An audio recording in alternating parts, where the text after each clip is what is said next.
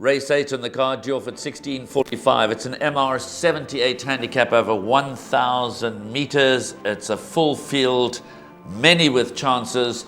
Before we get to analysing the form, let's hear from Taryn Crawford. She sends out Happy Wanderer.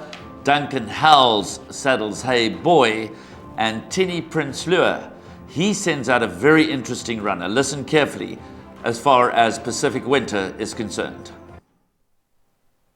He's very well back home. He's showing a lot of improvement in his work.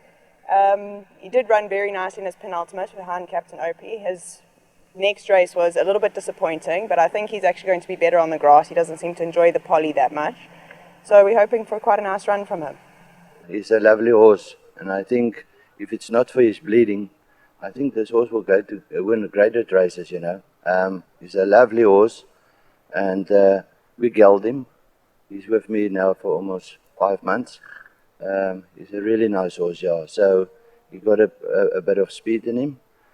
Also drawn badly, but you know, at the end of the day is, if you go and look at his the runway he won, he cruises so easily up to the winner, and he went past him easily, yeah. So he's a very nice horse, yeah. So touch wood, he doesn't bleed. Otherwise than that, he might just need the run. But I really I like him a lot. He's a nice horse, yeah.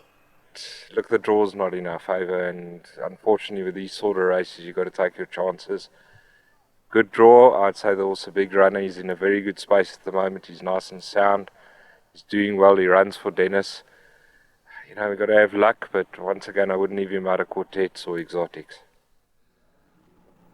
Take note especially of Tinny Prince Lure's comments. He believes Warren has the ability to compete at graded race level. He's a 4-year-old, he's only rated 77. If he brings that superior ability to the track, he'll win this on his coconut. And I'm embarrassed to say that I've included 8 horses in my perms, and I never put number 13 Pacific Winter in. So I'm going to add that in, because clearly you can't ignore what has been said here. I thought he might need the run. The draw put me off. Perhaps even the stable change put me off, if I was to be absolutely honest. But yeah, clearly fighting talk from the connections of Pacific Winter. Let me stop you.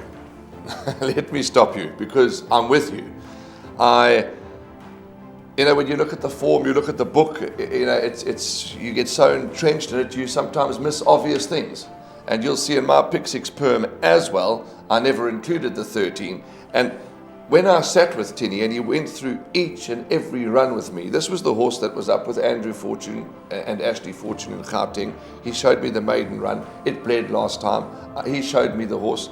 There's lots to like about this horse. So it was, I wouldn't say easy to dismiss, but it's a big field. There's, you know, drawn deep. But we'll change it when we go through our perm. Also interesting that he runs for the first time as a gelding. And, absolutely. That could make a massive difference. Huge difference. Yeah, I'm getting more respect for number 13 Pacific Winter as we go through this, but it's a nightmare of a race. It's a nightmare of a race. And as Tinny said to me, whatever happens he said it off air, whatever happens on Sunday, win, lose or draw, keep an eye on this horse.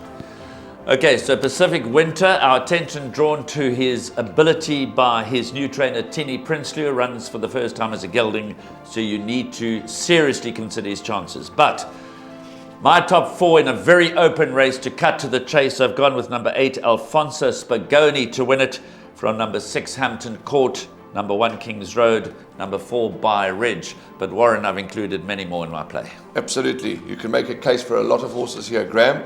Last week, or the last show, we did a presenters double. Now I think maybe this week we can do a Kinmount Racing double, because their horse earlier on, New Stream into Alfonso Spagoni. That could be the way to go for Kinmount Racing Syndicate.